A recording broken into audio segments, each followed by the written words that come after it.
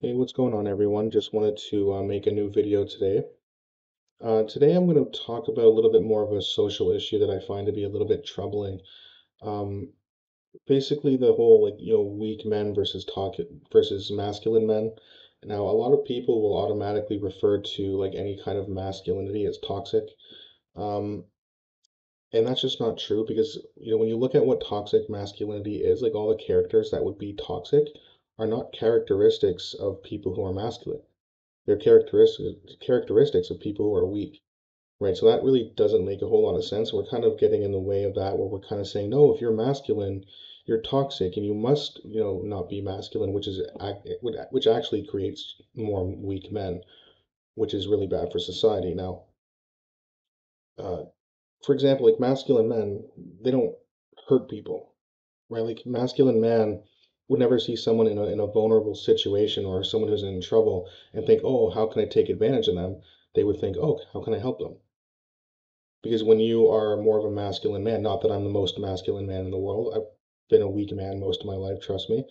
Um, but even I know that, when you see someone in trouble, the instinct is to naturally help them, not to try to take advantage or hurt them. Right, like if I see a child lost looking for his parents, I don't think, oh, how can I take advantage of this to benefit me? I would say, oh, how can I help, you know, reunite this family? How can I help, make sure that this child feels safe and knows that I'm not going to hurt them? Right, that's what a masculine, real man would do in that situation. Now, weak men, on the other hand, they kind of look to take advantage of situations like that, where maybe they would, kidnap someone, or if they see, a woman getting hurt, or a woman who is hurt or is in trouble, and they'd say, "Oh, come to my house," and all of a sudden, they're taking advantage of them.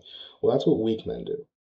Masculine, strong, real men would never do anything like that, right? So this whole, trying to take the toxic out of the masculinity, it's like, okay, yeah, toxic men definitely bad, right? Like there's no defending that, but those men are not masculine.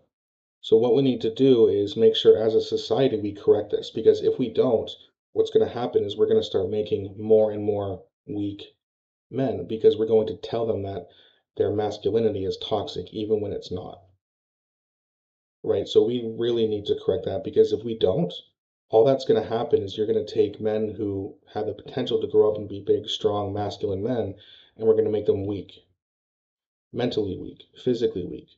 And we can't have that. And as I've said, I'm definitely not the most masculine man. I've definitely been a weak man for most of my life, but I'm coming out of it. I'm starting to realize, or I've been realizing now for a long time, that you can't be this way, and that it's better for society if men are masculine.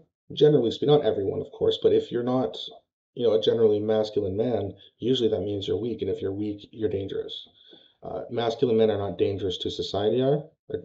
Sorry, masculine men are not dangerous to society, but weak men are.